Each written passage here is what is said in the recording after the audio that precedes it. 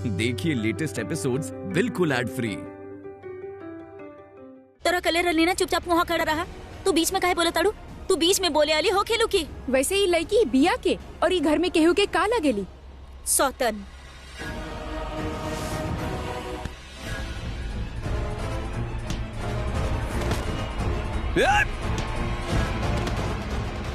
आप कहाँ जा रहे बनी? शन हर बात के बारे में जानना जरूरी ना होला। अगर जरूरी हुई तो बता दे। जे प्रीता कैले बाड़ी वो सिर्फ करण पे असर ना भइल, ऋषभ पे भी बहुत असर भइल बा।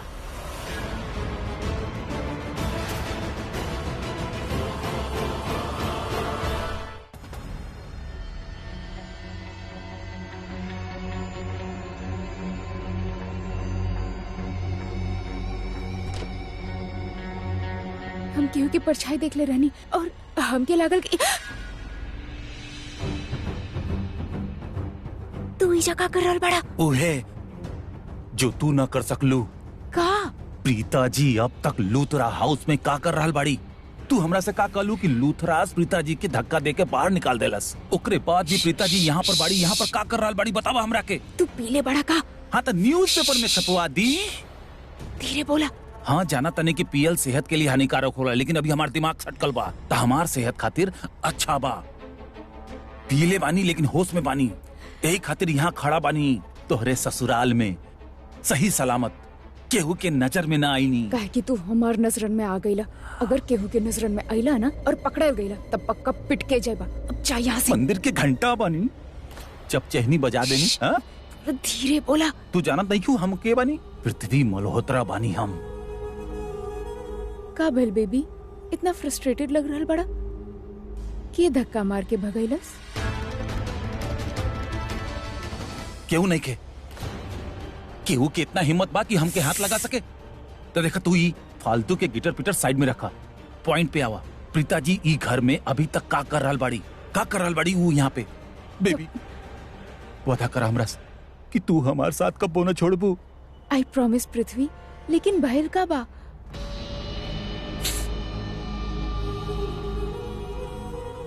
हमरा कुछ ना भइल बा, होई त केहू और के बा, प्रीता जी के। हम चाहता नहीं कि तू हमार मदद करा।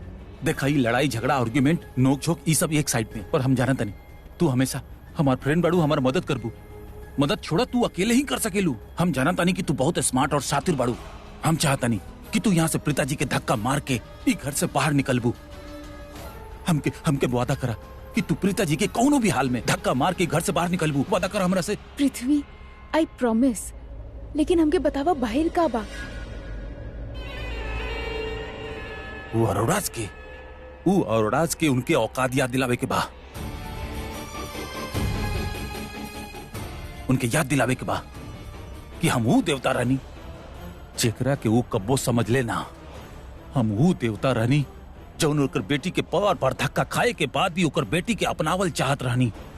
हम वो देवता रानी जेके वो अरोड़ा महिला मंडल के आरती करे के चाहत रहल, पूजा करे के चाहत रहल। हम वो देवता रहनी।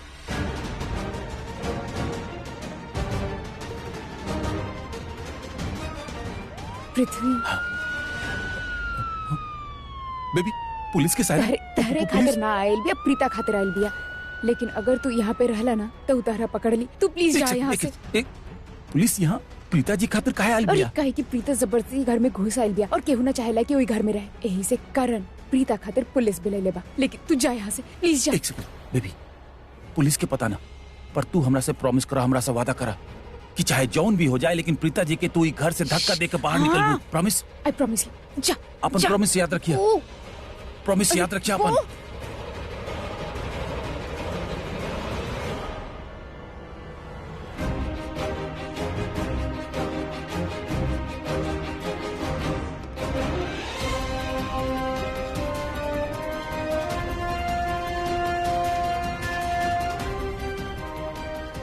मिस्टर करण लूथरा हमने क्या जा बुलाइले बाड़े? कहाँ बाड़े करण?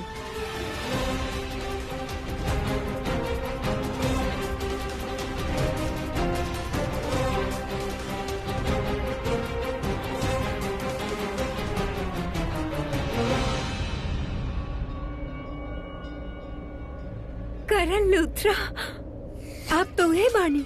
हम सोचने आपके नाम के केहू और होके, पर आप तो उहे बानी, द famous Indian cricketer Karan Luthra. हाँ, आपके बाल, आपके बाल इतना अच्छा लग रहा, लाइक बहुत बहुत अच्छा लग रहा आपके बाल। आपके ऐसे रखे के चाहिए। वैसे आपके घर में ऐसा का बैल कि आपके पुलिस बुलावे की जरूरत पड़ गई? Actually inspector, oh my God, हमके तो यकीन ही ना हो रहा। इतना बड़ सेलिब्रिटी के सामने हम कब एक्सपेक्ट न कैले रहने कि हम इतना बड़ सेलिब्रिटी के सामने। करण, हम क्या आपसे कुछ चाहिए, कुछ ज्यादा ना, बस एगो सेल्फी हो जाए। Of course. Thank you so much.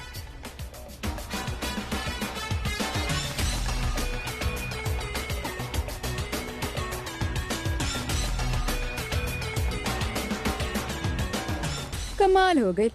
ये पुलिस वाली भी करण के फैन निकली। अब तो उहे होगी जो करण चाहिए। चलो कुछ तो अच्छा होगी। Thank you so much. Sorry, हम थोड़ा एक्साइटेड हो गए रहनी, तो बच्चा जैसे बड़ा बड़ावे लग जाएंगे।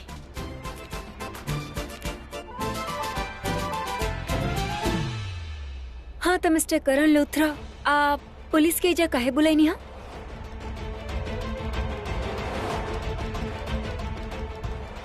इंस्पेक्टर एक्चुअली, इंस्पेक्टर हम बता नहीं। एक्चुअली का भइला, ये लड़की है ना प्रीता अरोरा, ये जा क्लेम कर रहल बाड़ी जी करण के वाइफ बाड़ी, लेकिन ऐसा कुछ ना, बिल्कुल वैसा कुछ ना हो। ये करण के कुछ ना लगेली। ये झूठ बोल रहल बाड़ी, काहे कि घर वाला ने के एक्सेप्ट ना कैले है एज करण's वाइफ। कैले बा, करण खुद एक्सेप्ट कैले बा। अभी थोड़ा देर पहले ये खुद कहले रहे कि इस सहरा में प्रीता से शादी कैले रहे। एक मिनट,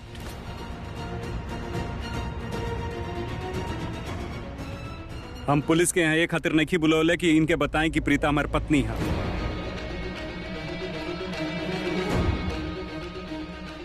ये लिए बुलौले बानी कि बता सकी कि प्रीता कितना शातिर लड़की है।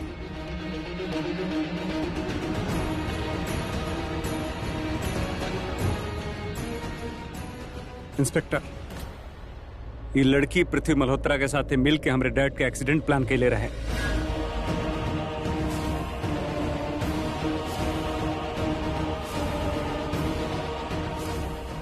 उनके जान से मारे के कोशिश कैलस। यह लड़की रहे। और हाँ, वो ठीक होके लगल रहना। ये लड़की उनके दोबारा सीढ़ियों से धक्का दे देहलस।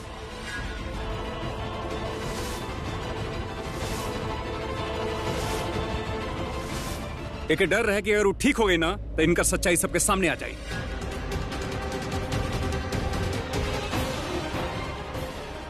ये वजह से फिर से उनके धक्का दे देहलस, वो फिर से कोमा में चल गई ना।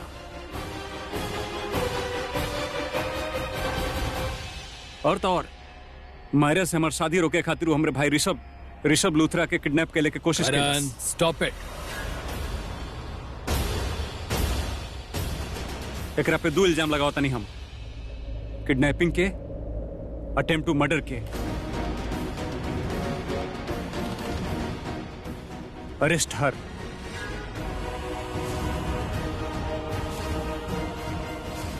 अभी के अभी गिरफ्तार करी ओकरा के।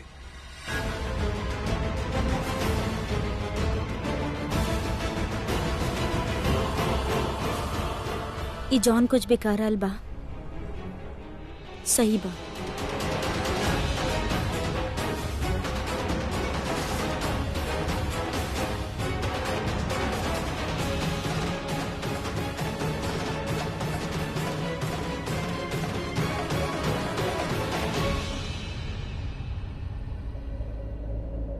लेकिन एकर दिमाग में ऑफ लेटिव बहुत सारा ऐसन कहानी बनावे लगल बा।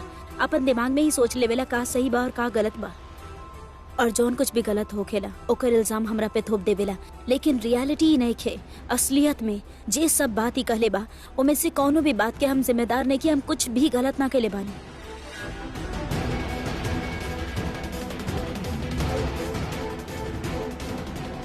But he won't believe that. वो सिर्फ अपन कहानी पे बिलीव करी और ई हद तक बिलीव करी कि हमरा से उनकर बदला लेवे खातिर हमार शादी वाला दिन हमार शादी के वेन्यू कुमकुम भाग्य हॉल में पहुंच गई। और जेकरा से हमार शादी होके वाला रहे मिस्टर पृथ्वी मल्होत्रा, ओकरा के बेहोश कर देलस। उनकर जैसन कपड़ा पहन लेलस और सहरा के आड़ में हमसे शादी भी कर लेलस।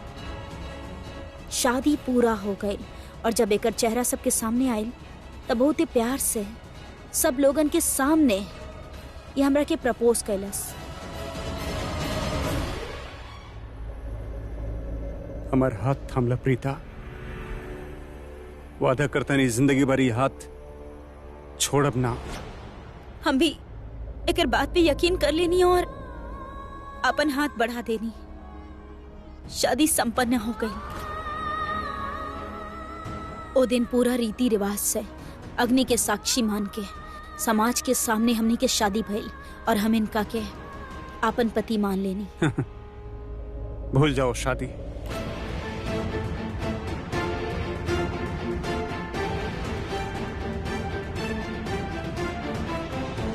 वो शादी में सिर्फ तोहार समाज रहे, हमार समाज मौजूद ना रहे।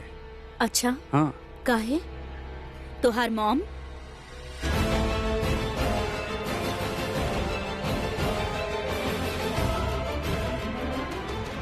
राखी माँ? का राखी माँ वहां ना रही? कहीं तो पढ़ ले होगा तू जब देवता में प्रतियोगिता भइल कि जौन धरती के परिक्रमा सबसे पहले करी वो परम पूज्य देवता कहलाई। सब देवता धरती के परिक्रमा करे खातिर निकल गए, लेकिन गणेश जी वो अपन माँ बाप के परिक्रमा कैले, ऐसे वो परम पूज्य कहलावेले। हाँ। और तू अपन माँ के समाज भी ना मानेला?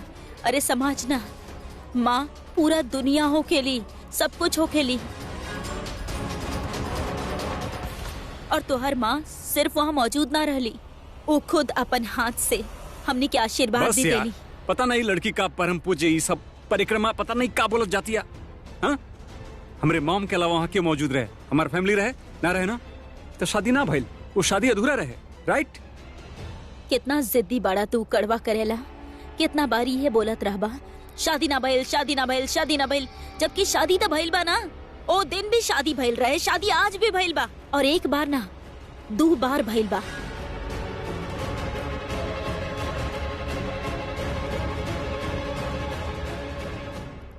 अगर आज हम ये कपड़ा पहन ले बानी, दुल्हन के जोड़ा में बानी, ता यही सिखाई कि हमार शादी हमार पति के साथ ये मंडप में भइल बा। फर्क सिर्फ इतना बा कि जब पहला बार हमनी के शादी भइल रहे, हमरा ना पता रहे कि सहरा के पीछे करण बा, और आज जब दोसर बार हमनी के शादी भइल तो करण के ना पता रहे कि घूंघट के पीछे ओकर पत्नी प्रीता बाड़ी।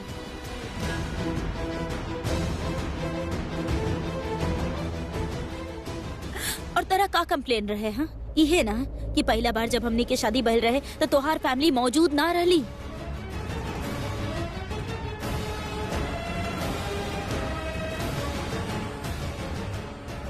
तो हमनी के शादी दोसर बार भी भइल बा आज, तोहर सारा फैमिली पूरा परिवार मौजूद रहे।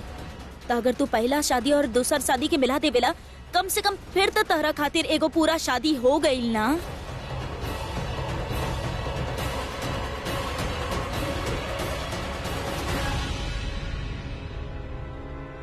आज जब हमने के शादी भइल तो पूरा परिवार ऑब्जेक्शन कैले।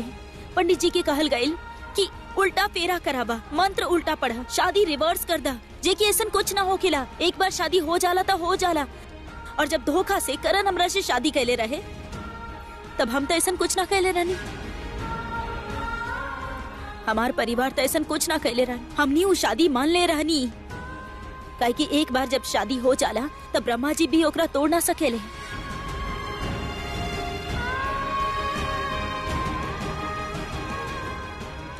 देखनी इंस्पेक्टर, देखनी आप सब क्राइम ये एक्सेप्ट कर लेहलस। जस्ट अरेस्ट हर राइट नाउ। कौन जुर्म खातिर मिस्टर करण? और कोनो भी कानूनी किताब में और वेद पुराण में भी ई क्राइम नहीं खे। ये झूठ बोल रहल बाड़ी, हम आपके कैसे समझाएं झूठ बोल रहल बाड़ी? आप सब लोग बोली ना, वो लोग झूठ बोल रहल बाड़ी, सबूत ना ओकरे पास कुछ बोल। सही कर रहल बिया माहिरा, एकरा पास कौनो सबूत नहीं थे, और वैसे भी कानून सबूत मांगेला। प्रीता से जैसे ही हमने सबूत के बात कही, एकर चेहरा के रंग फीका पड़ गइल बा। फीकी पड़ गइल भी आई। काहे कि एकरा पास कोनो प्रूफ बा ही ना। एकर शादी करण से भइल ही ना बा।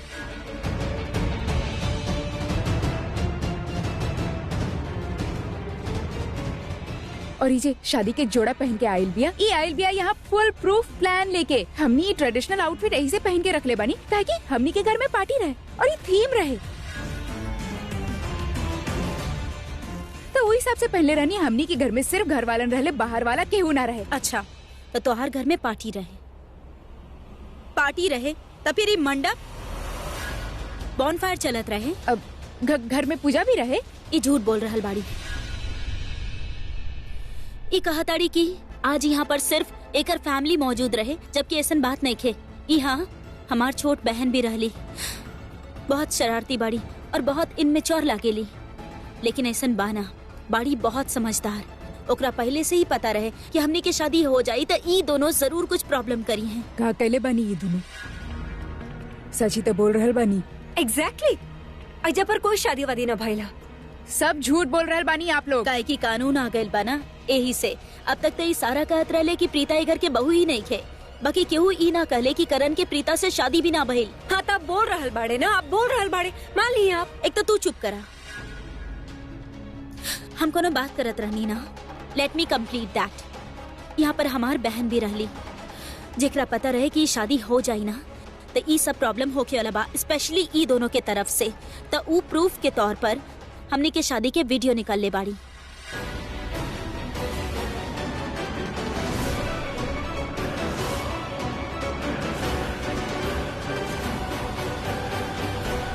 और वो प्रूफ हम इनका देले बानी। ओमे सिर्फ आज के शादी के ना, हमने के पिछली शादी यानी पहली शादी के भी वीडियो बा।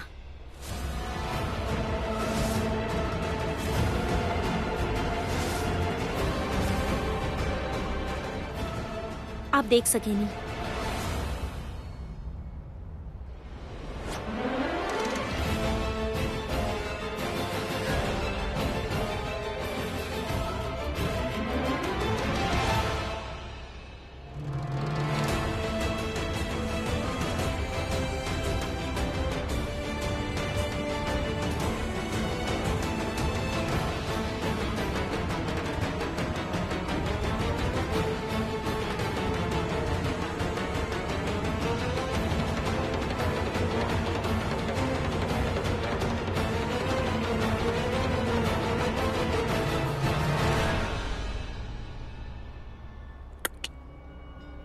गलत है, सब कुछ गलत है।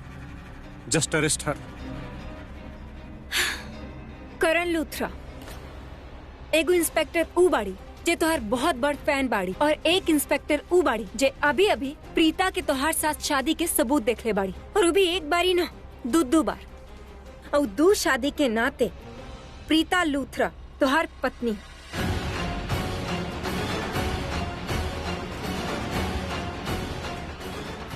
और तू अपन पत्नी की तरह घर से बाहर ना निकाल सकेला। और अगर तू ऐसा कैला तो हमके मजबूरन आपके पूरा फैमिली और आपके आज ही अरेस्ट करे के होगी।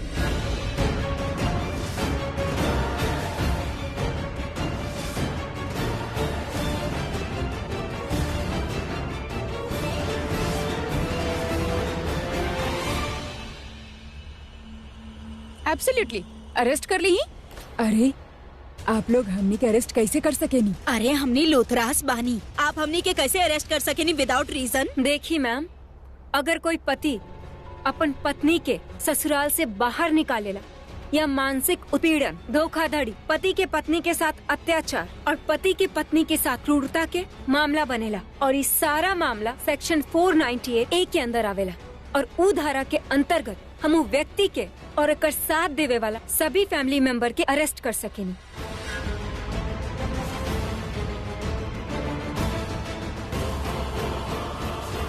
जैसे कि आप सब देखनी, प्रीता अरोड़ा के शादी करण लूथरा के साथ भइल हिंदू मैरिज एक्ट के अकॉर्डिंग। तब प्रीता अरोड़ा करण लूथरा के पत्नी भई, और करण लूथरा अपन पत्नी के ई तरह घर से बाहर न निकाल सकेलन और न ही ई तरह उनकर अपमान कर सकेलन। मैडम, घर में जे रहेले ओकरा के बाहर निकालब ना, ई तो बाहर वाली बाड़ी। You are mistaken ma'am. ई बाहर वाली ना बाड़ी, घर वाली बाड़ी। अगर ससुराल में कोई भी उनका पे अत्याचार करे तो ई कंप्लेन लॉन्च कर सकेली। ऐसे कैसे FIR करवा सके नहीं? हम करब FIR। हॉस्पिटल में रहनी हमके मारे की कोशिश कैले रहली उजा पर आके। रियली आप FIR दर्ज करब? करी फिर ओकरे बाद का? ओकरे बाद? हाँ बताइए ओकरे बाद का। खैर कोनो बात ना, सोच के बता दे। मिस्टर करण लूथरा, कानून सबके खातिर एक समान है। जैसे कि प्रीता अरोरा साबित कर देली कि वो आपसे एक बार ना दो बार शादी कैली है। आपके पास का सबूत है कि आपके फादर की सीढ़ी से धक्का देनी, या फिर आपके फादर के एक्सीडेंट करवाइली, या फिर आपके भाई ऋषभ लूथरा के किडनैप करवाइली? बा कोई सबूत आपके पास? हमरा के किडनैप प्रीताजी ना कली के कहलस?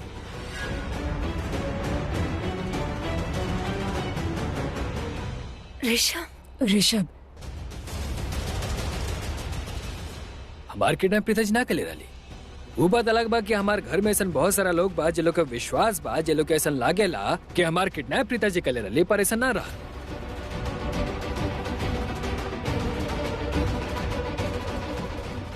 किडनैप तो हम भइल रहनी ना, तो हमरा से बेहतर और के जान सकता? हमार भाई बात ऐसे कहलस कि वो हमरा से प्यार करेला, लेकिन ओकर कहला से या सोचला से तो कुछ ना होला ना। ओकरा सोचला से कानून ना चलेला, कानून तो सच्चाई से चलेला, फैक्ट से चलेला। और फैक्ट ये बा कि हमार किडनैप प्रीताजी नहीं की कैले। एज सिंपल एज दैट। का कहता तू? पीएले हम बानी बिहेव वैसे तू करता पीएले बड़ा। तेरा पता बा तू का करता रहा?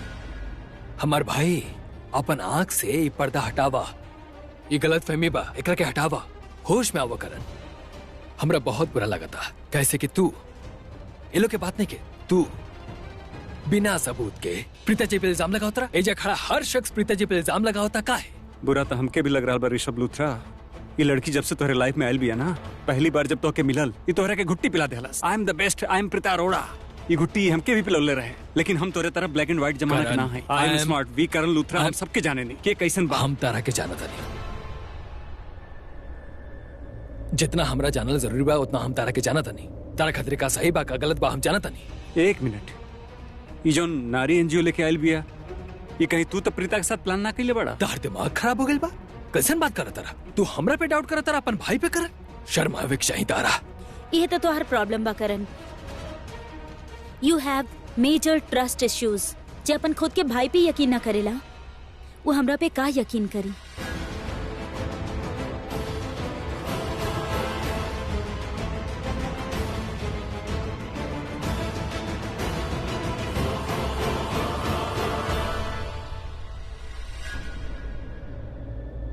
प्रॉब्लम कहा तो? हाँ, हम अपने भाई से बात करता नहीं, बीच में घुस के तू कहीं बात करता लो? बात तो तू हमार करता ना। प्रीता अरोड़ा जब नाम हमार लेता तो हमरा घुस के बात करे के पूरा हक बा। बहुत घटिया इल्जाम लगाता अपन भाई पे तू। वो हमरा साथ मिलके कोनो प्लानिंग ना केले। अरे जब हम ही कोनो प्लानिंग ना केनी तो क्यों हमरा साथ का करी? हम आज ही घर में अपन अधिकार ले बैल बानी। खैर छोड़ा, तरह ना समझाई, बहुत समझा लेनी तरह के कि हम ही काहे करतानी, का करतानी, कैसे करतानी, एकर पीछे हमार का मकसद बा। लेकिन तरह के कुछ समझ में ना होता। सोचे कि बा हमारे बारे में, लेकिन इतना बताती जे तू हमरा बारे में सोचा तड़ ना, ओकरा से लाख गुना अच्छा इंसान बानी हम। हमने के दोस्ती के सारा वक्त तोरा समझावे में ही निकल गई। करण हमरा पे विश्वास करा, हम ऐसा ना कैलनी। लेकिन बस अगर आज तक तू हमरा पे विश्वास ना कैले ना, तो आपका खाक करबा। और हम सोच ले बानी कि अब से तरह के हमरा पे विश्वास दिलावे की जगह हम खुद पे विश्वास करब। और हम अपना आप पे विश्वास कैनी, और हमरा के जौन सही लगल हम वो कैनी। और ओकर बाद हमरा के यहाँ आवे से केहू ना रोक पाए।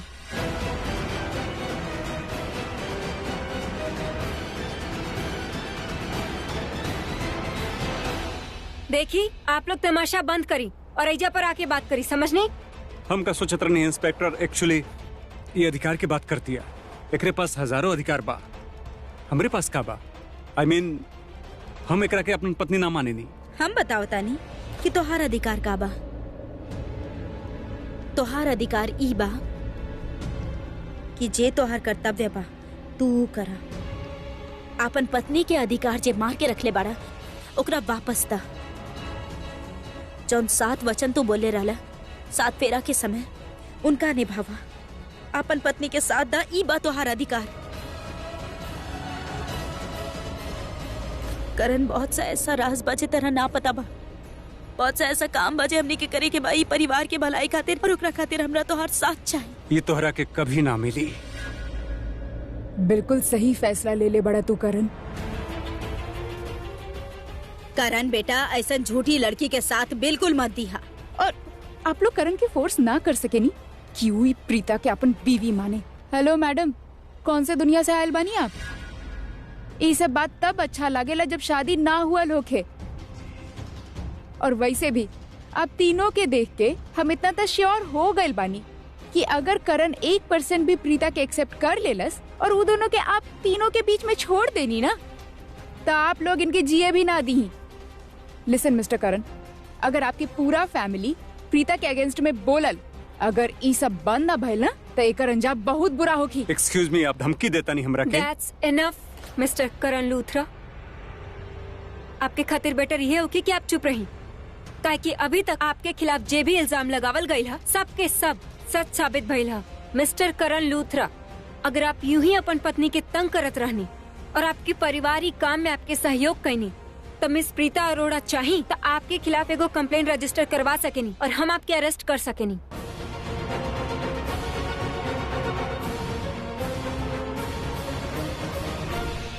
तो हमार एडवाइस आप सबके खातिर ये होगी कि आप सब अपन बहू के एक्सेप्ट करी और करण लूथरा, आप प्रीता अरोड़ा के अपन वाइफ के रूप में स्वीकार करी। न तो आप सब जाने नहीं कल सुबह के न्यूज़पेपर हेडलाइंस का होखे वाला ये है कि करण लूथरा और उनकर परिवार अपन बहू के घर से बाहर निकाल देले, अपन बहू पे 1000 टाइप के अत्याचार कैले। अधिकतर लोगन के यह माने के होखी कि डाउरी के केस रहे और अधिकतर लोग यह मानी है कि प्रीता अरोड़ा डाउरी ना दे पाईनी और यही खातिर उनकर फैमिली के घर से बाहर निकाल देले। एंड गॉड फॉरबिड, अगर इनके गलती से चोट आ गई या गलती से प्रीता अरोड़ा के एक्सीडेंट हो गई तो आप सबके उम्र कैद होगी।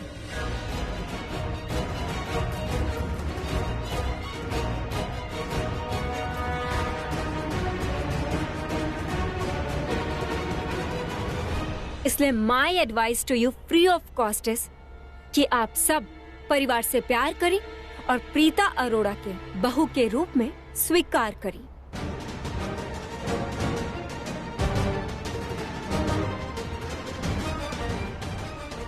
पहले तहर शादी करवावल जाए, ओकरा बाद आज रात ई महेश लूथरा के काम खत्म करल जाओ।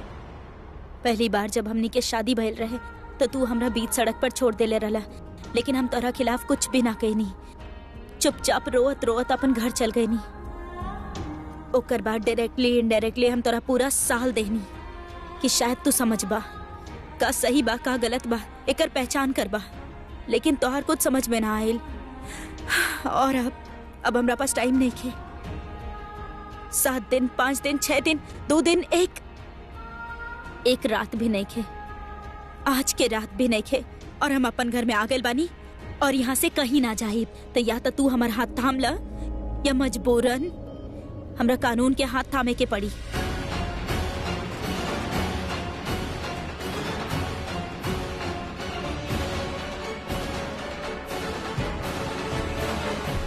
तो बतावा का चाहेला तू, बोला तो हर जवाब के इंतजार करतानी हम।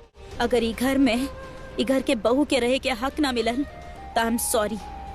ई घर में जे लोग रह रहल बड़े बहुत हक से उनका रू हक छीन सकेला।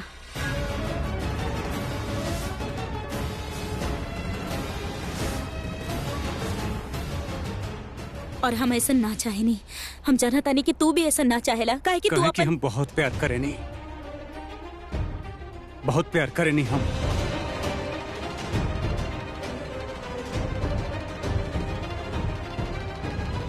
लेकिन अपना फैमिली से।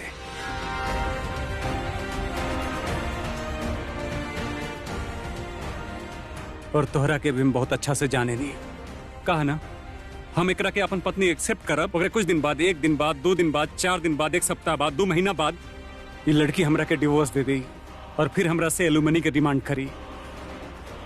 यस, और तब मैडम हम आपके पास ही आए, आप ही लोगों के पास आए, खुद के बचावे खातिर। ठीक बा, ये लड़की का असली चेहरा दिखावे खातिर।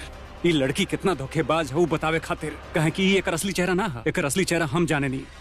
पिछली बार भी जब शादी भइल रहे ना, तो ये हमरा के एगो नोटिस भेजले रहे, जकरा में ये पैसा का डिमांड कैले रहे। कितना बार कही हम कोनो नोटिस ना भेजले रहनी। एक नंबर का झूठी है ये। तोरा के हमरे से अच्छा किल जाने ला, हाँ? लेकिन हमके ये सब प्रूव ना करे के बा अभी। ठीक बा, प्रीता अरोड़ा का असली चेहरा सबके सामने लावे खातिर, हमरे परिवार के मुसीबत से बचावे खातिर, ये लड़की का झूठ सबके सामने लावे खातिर, ये जो लड़की ड्रामा करतिया उसे पर्दा हटावे खातिर हम करण लूथरा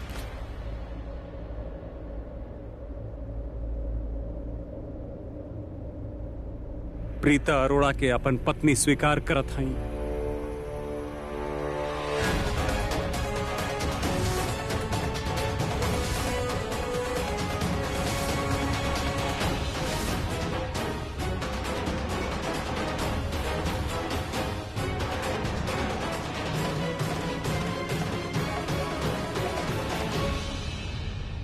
आज से प्रीता अरोड़ा नहीं, प्रीता करण लूथरा है। करण लूथरा का धर्म पत्नी। I declare you as my wife. तू हमार पत्नी और हम तुम्हार husband, the husband.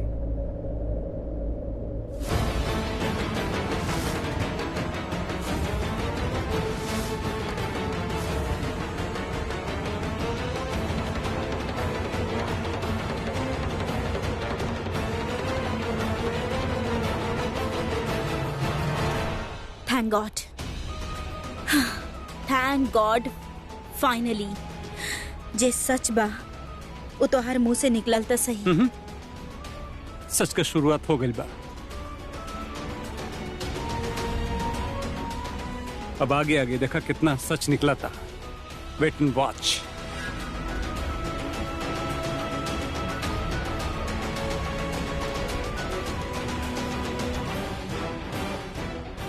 Congratulations Preeta Arora. Thank you. हम जैसे जाते रहल बानी, पर आई विल बी बैक। हम उम्मीद करतानी कि आप सभी प्रीता अरोड़ा के सम्मान के साथ रखब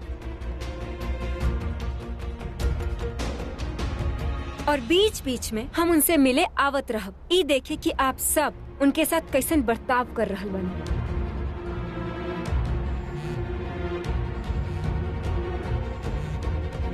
सृष्टि के मिस कॉल, कुछ गड़बड़ तो नहीं क्या हो गई?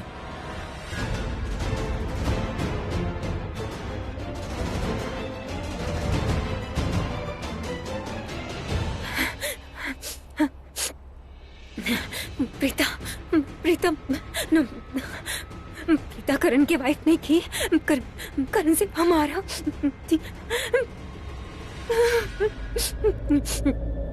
ऐसे ना हो सकेला। ऐसे ना प्रीता इजन करण से हमारा, करण से हमार शादी भइला। मायरा, हम सब भूल जाइए। हम ऐसे कुछ ना हो मायरा, मायरा तू का करल बाड़ू? मायरा तू होश में ना बाड़ू? क्यों बताना देखी तो ओकरा लगी कि तू पागल हो गइल बाड़ू। खड़ी होकर चले मायरा सुना, होश में ना बाड़ू। क्यों बताना देख ली। सुना, तू होश में आओ, ओकरा बाद देखल जाए का करल जाए। का करके शैलेन यहाँ पे जे भी करे के हमने के अभी करे के होकी। कह की प्रीता तो घर तक आ गई है ना। ई ना हो सकेला, ऐसे ना हो सकेला। हम तो की पता बा वो हमके चैलेंज कैले रहले, हमके चैलेंज करके गइल रहली का जे मुझे बकवास करे लेना कि कुंडली में जुड़ल हा, ओकर भाग में हा, और जे भी कह के गइल रहले वो सब तो हो गए। वो ऐसा कैसे कर सकेली? ना शैलेन, मायरा बात सुना हमारी बात। राखी आंटी भी मना कर देनी है ना। राखी आंटी बोल देनी है क्यों प्रीता के ही घर में ओके बहू के रूप में ना देखे चाहे नहीं। और बानी दादी भी ओके बोल देनी है साफ साफ। फिर भी हो जा बड़ी। और करीना आंटी से इतना नफरत करेले, फिर भी हो जा बड़ी। हमारी बात सुना शर्लिन। हमके सब पसंद करेले, हमार शादी होके वाला रहे, लेकिन हम मंडप तक भी पहुंच गए माहिरा, रहने, हम लेकिन जानत नहीं। सुनो, Mahira, Mahira please just calm down. हमार बात calm down। काहे समझ में ना आ रहल है? हम कब से बता रहल बानी, प्रीता इजा आ गइल बाड़ी, ऊ कह रहल बाड़ी, ऊ लीगल पत्नी बाड़ी और ई घर में आयल बाड़ी, और बहू आई घर के लीगल स्टेटस से इजा आयल बाड़ी। हमके कुछ जीत गइल बाड़ी और हम इजा का कर रहल बानी? हम इजा बैठ के रो रहल बानी, अब तोहार सामने अपन हार के खातिर रो रहल बानी। शट अप, चुप हो जा। का कर रहल बाड़ू तू कैसे हार सकेलू? तेरा समझ में आ रहल बा तू का बोल रहल बाड़ू? तू हार ना सकेलू। इंसान तबे हारेला जब वो समझ जाला कि वो जीत ना सकेला। जब तक तू रेस में पार्ट ना लेबू तब तक तारा कैसे पता चले कि तू जीतबू की हारबू? महिरा तू हार ना सकेलू। सुन, अगर प्रीता यहाँ पे आयल बिया तो ओकर ई मतलब बाकी ओकर माँ ओकरा पट्टी पढ़ाले बिया, ओकरा से कहलस कि जा लूथरा से लड़ा करन तहार प्रतिभा हक जमावा। हम जानत तानी कि तू लीगली प्रीता से ना लड़ सकेलू, काहे कि लीगली ओकर पत्नी बिया, लेकिन माहिरा प्रीता करण छीन ले बिया तारा से, तारा करण वापस लेवे के पड़ी और ई लड़ाई तू अकेले ही लड़ सकेलू। तू कैसे करबू का करबू हमके ना पता, लेकिन ई लड़ाई तारा अकेले ही लड़े के पा। माहिरा हमार बात समझे की कोशिश करो।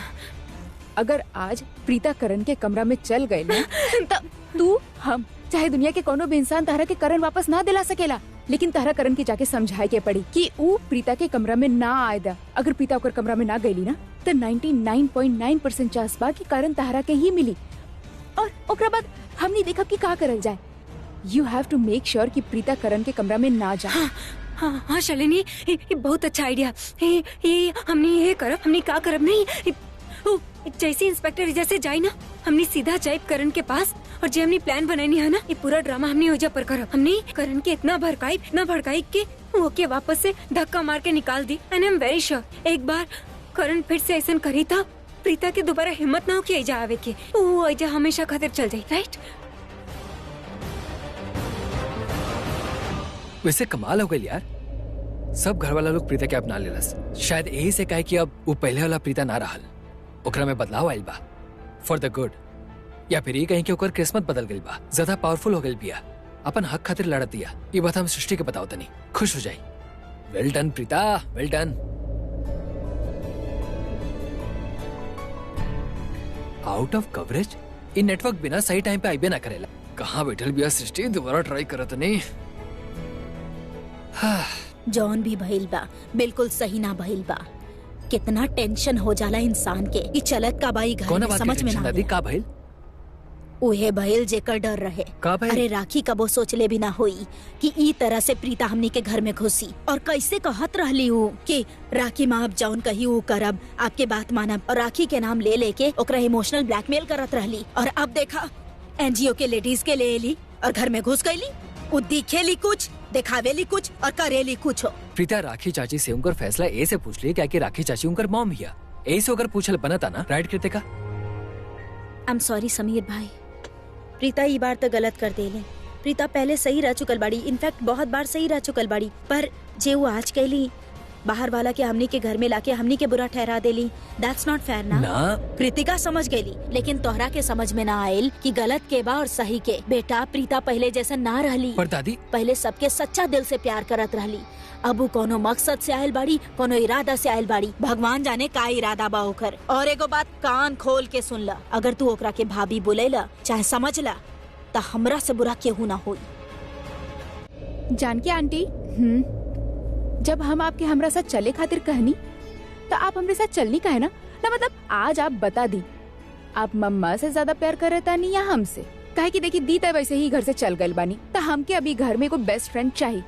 आप हमके बताएं कि आप हमारे बेस्ट फ्रेंड बने चाहता नहीं या ना। अगर ना तो कोनो प्रॉब्लम नहीं के, हम दादी के इंतजार कर ले। जब वो पंजाब से ही है ना तब हम उनके सामने ही ऑफर रखब। अरे चुप करा है, इतना सा बात में अपन दादी के कहाँ बीच में ला रहल बाड़ू? दादी के अपन कफ सिरप के साथ ही रहेगा और हमार कफ सिरप तो तू बाड़ू बाड़पी डॉल। अच्छा फिर हम दूसर फ्रेंड का है बनाई है? और बहन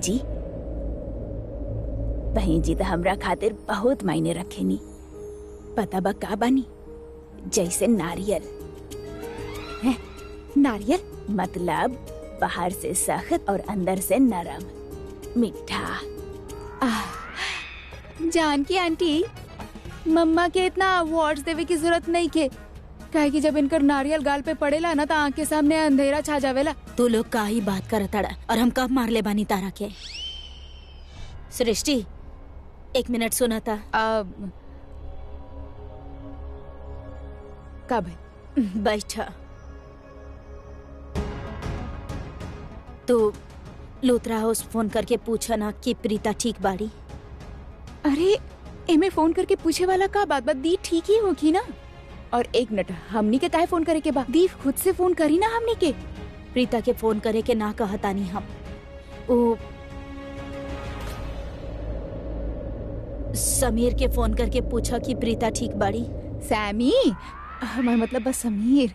हमार दिमाग में ट्यूबलाइट ही ना जलल। हमार समीर के हम फोन करतानी। देखो ओकर नाम भी समीर लूथरा करके सेव कइले बा।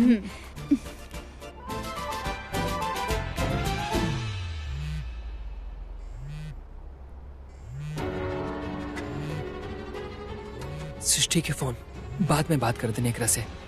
अभी बात करी ना तो इच्छा पिक्चर बन जाई। अबे ना बाद में बात कर देने। लागल ना माँ ई फोन ना उठा रहल बा। हो सकेला कि फैमिली के साथ होके।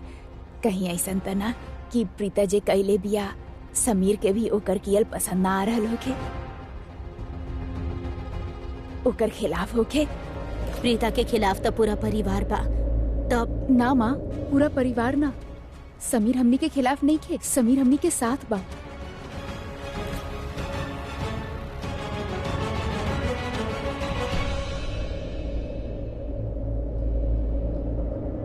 गायत्री जी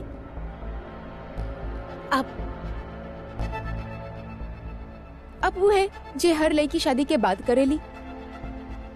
अपन ससुराल में अपन फैमिली के साथ रहेली तो तारा भी उहे करे के बा। और अब वैसे भी मिस्टर करण तारा सबके सामने अपन पत्नी स्वीकार कर ले बानी। और इंस्पेक्टर साहिबा भी इतना तो एश्योर कर देले बानी कि अब यहाँ तारा केहू परेशान ना करी, ना केहू टॉर्चर करी और ना ही केहू तहार अपमान करी। प्रीता अब समझ जा, तहार आगे की जिंदगी में बस खुशी ही खुशी बा। आप दोनों के जोड़ी ऑलवेज एक साथ रहे। God bless you both.